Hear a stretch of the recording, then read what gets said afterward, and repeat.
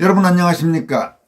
그동안 숱한 논란을 낳은 총선과 대선 등 공직선거 투개표제도 개선 방안의 구체적 윤곽이 모습을 드러내고 있습니다. 정부는 우선 100여일 앞으로 다가온 내년 4월 제22대 총선부터 투표용지 개표 과정에 전수수검표 방식을 도입할 방침입니다. 1차적으로 자동개표기를 통한 전자개표 후 사람이 투표용지를 전부 확인하는 전수검사를 검표 과정에 추가하는 방식입니다. 정부는 또 투개표 과정에서 투표함과 투표용지에 대한 접근 권한을 원칙적으로 공무원에게만 부여하는 방안과 사전투표용지 이송 전 과정에 경찰이 반드시 입회하도록 하는 방안도 추진합니다. 정부의 같은 방침은 4.15 총선 등을 통해 수많은 문제점과 의혹이 제기된 한국식 공직선거의 객관성과 투명성을 높이고 해킹 우려와 부정선거 시비를 차단하거나 최소한 줄이기 위한 조치로 풀이됩니다. 한국경제신문 보도에 따르면 정부 여당은 이 같은 방침들을 정하고 현재 선거관리위원회와 행정안전부 등 정부 관계기관 간 협의를 진행하고 있습니다. 선관위는 개표 과정에서의 수검표 과정을 추가하는 내용 등의 선거 절차 개선 방안을 확정해 이르면 연내, 늦어도 다음 달 그러니까 내년 1월에는 발표할 계획이라고 합니다. 정부가 추진하는 투개표제도 변경안은 먼저 전수수검표입니다. 개표 과정에서 1차로 현재처럼 자동개표기에서 분류를 하되 이 과정에서 발생하는 오류를 원천적으로 차단하기 위해 개표 사무원이 일일이 눈으로 다시 확인하겠다는 것입니다. 정부 관계자는 선거 결과 발표가 늦어질 수는 있지만 국민의 요구가 커지고 있어 수검표를 도입할 근거가 충분하다고 판단한다고 밝혔습니다. 정부는 또 투개표 과정에서 투표함과 투표용지에 대한 접근 권한을 원칙적으로 공무원에게만 부여하는 방안도 검토하고 있습니다. 지난 2020년 4.15 총선에서는 총 42만 명이 투표 및 개표 사무원으로 일했는데 이 중 약 40%는 공무원이 아닌 민간인이었습니다. 정부 관계자는 지방공무원의 참여 비중을 대폭 늘려 원칙적으로 공무원 외에는 투표용지를 만지지 못하게 한다는 구상이라고 밝혔습니다. 이와 관련해 행안부 관계자는 공무원이 얼마나 추가로 필요한지 추산해보고 있다면서 지방공무원만으로 전체 선거 관리를 할 수는 없지만 투표용지 관리는 공무원들이 전적으로 맡는 것이 가능할 것이라고 말했습니다. 정부는 이와 함께 투표용지 이송 전 과정에 경찰이 반드시 입회하도록 하는 방안도 추진합니다. 지금은 관외에서 사전투표한 용지를 우체국 등기우편으로 관할 투표소까지 보낼 때 우체국 안에 경찰이 들어가지 않습니다.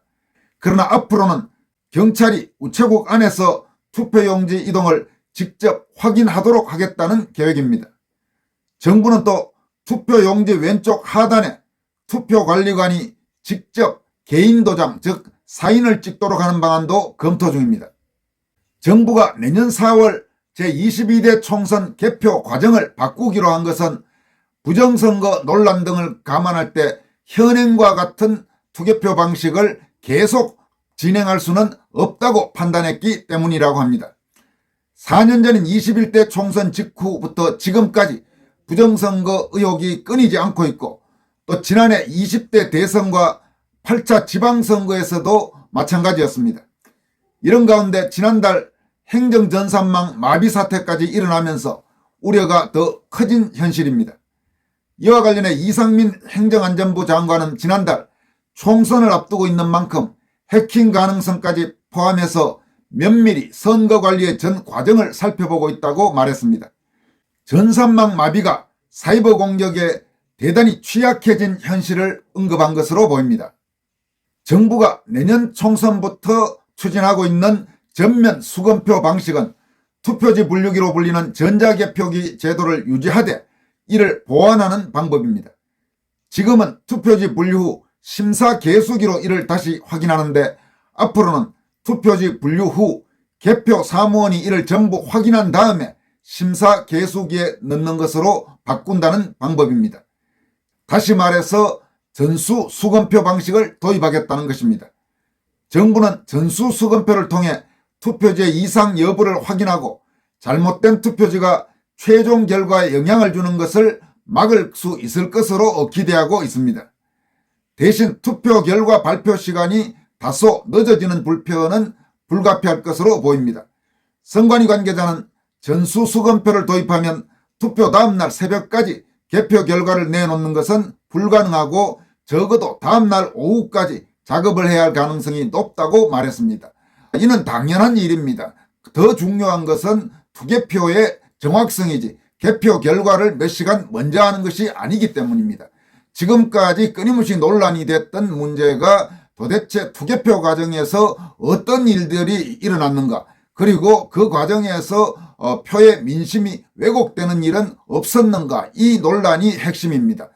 투개표 결과를 조금 늦게 안다고 해서 달라지는 것은 아무것도 없습니다. 오히려 개표 결과를 조금 먼저 알아야 된다는 그런 식의 논리 하에 투표와 개표의 공명성, 공정성, 투명성 그리고 중립성이 훼손된다면 그건 엄청난 국가적으로 문제가 되는 일이 될 수 있습니다. 정부는 또 투개표 등 선거 과정에 공무원 배치를 대폭 늘리기로 했습니다. 원칙적으로 공무원이 아니면 투표함에 손대거나 투표용지 분류에 참여하지 못하도록 하겠다는 것입니다.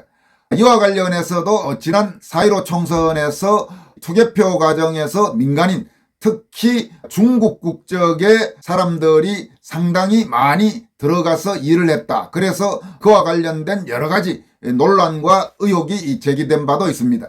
그런 문제를 차단하겠다는 생각입니다. 다만 투표에 관여하는 모든 사람을 공무원으로 채우기는 어려운 만큼 주요 위치에 공무원 배치를 늘린다는 것이 정부의 생각입니다. 행안부 관계자는 지방공무원이 모두 31만 명 정도인데 지난 21대 총선에 참여한 선거사무원 수는 42만 명에 달한다면서 국가공무원 일부가 참여한다고 하더라도 전체를 공무원으로만 채우기는 힘들다고 말했습니다. 경찰 입회도 대폭 강화될 것으로 보입니다. 대표적인 것이 투표권자가 관 외에서 사전투표한 용지를 관할 선관위로 이송하는 과정에 경찰의 참여를 늘린다는 것입니다. 지금도 투표소에서 투표함을 옮길 때는 경찰이 입회하지만 우체국 등기우편 취급 과정에는 경찰이 참여하지 않고 있습니다. 앞으로는 이 과정에도 경찰을 배치하겠다는 방침인데 이에 대해서는 우정사업본부도 찬성한다는 의견을 이미 제시한 것으로 알려지고 있습니다. 정부와 선관위는 현재 수검표 과정 추가, 공무원 참여 비중 확대, 경찰 입회 강화 등에 관해서는 의견을 거의 같이 하고 있다고 합니다. 다만 투표용지 왼쪽 하단에 투표관리관이 꼭 개인 도장을 날인해야 하는지 등 일부 사안에 대해서는 여전히 의견이 엇갈리고 있습니다. 공직선거법 158조 3항은 사전투표관리관이 사인 즉 자신의 개인 도장을 찍은 후 교부한다 이렇게 명기하고 있는데 지금까지 투표 과정에서는 실제로 선관위는 사전투표 과정에서 이런 공직선거법을 지키지 않고 자신들의 내부 규칙에 따라서 이를 인쇄로 가름한 경우가 대부분이어서 거센 비판을 받은 바가 있습니다. 이와 관련해 정부는 사회적 논란이 계속될 수 있는 만큼 현행과 같은 인쇄를 차단하고 공직선거법 문구에 맞춰 투표관리관이 현장에서 자신의 개인 도장 즉 사인을 날인하도록 해야 한다고 강조합니다.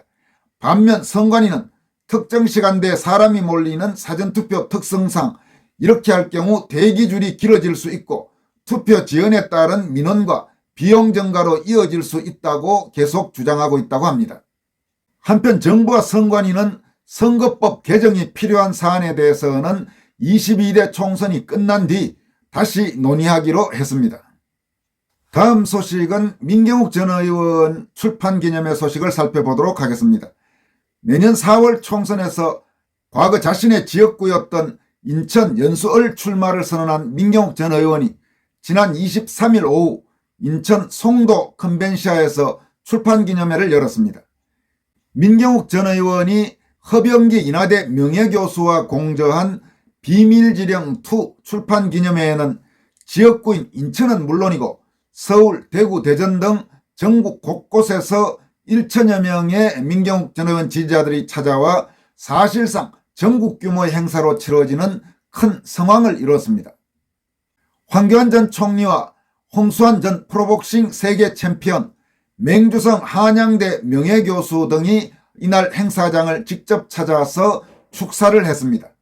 황교안 전 총리는 이 책은 그동안 민경욱 전 의원이 부정선거를 상대로 벌인 4년간의 투쟁의 노고가 고스란히 담겨있는 책이라면서 민 전 의원이 앞으로 그 경험을 살려 하루빨리 제도권 안에서 민의를 왜곡하는 부정선거를 척결하는 정치인이 되기를 기대한다고 밝혔습니다.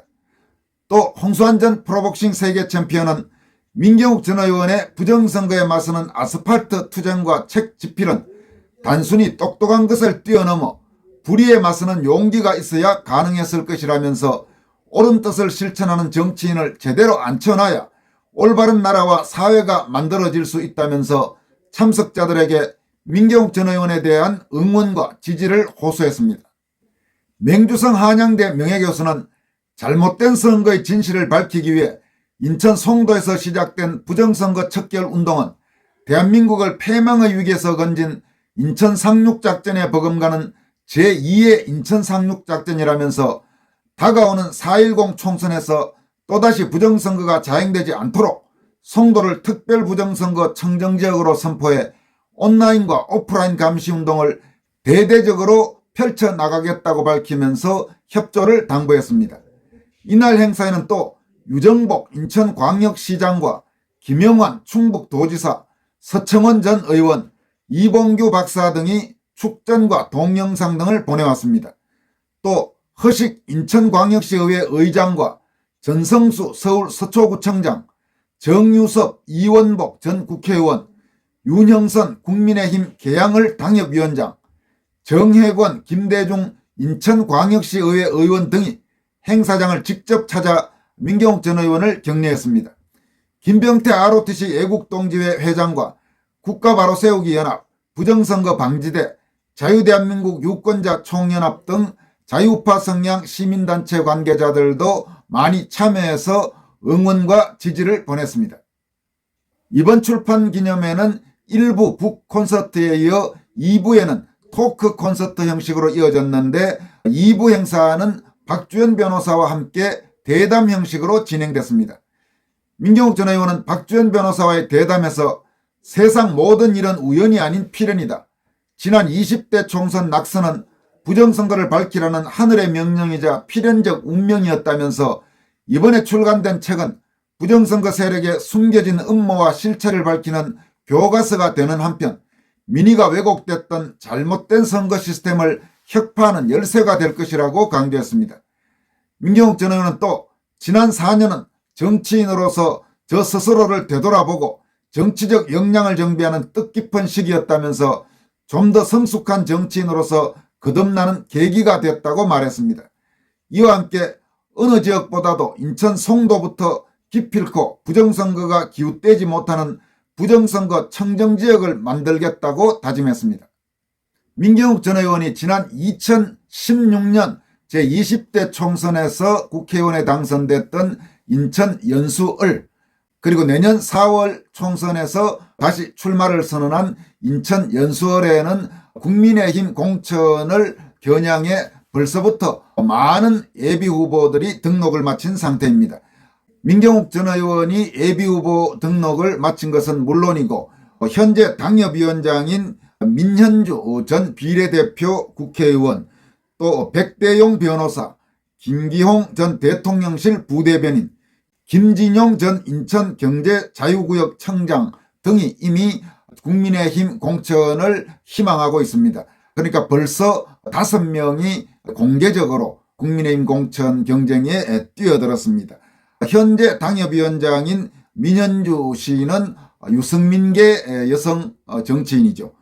그리고 현재 이 인천 연수을의 현역 국회의원은 지난 4.15 총선에서 당선자로 발표됐던 더불어민주당의 정일영 의원입니다.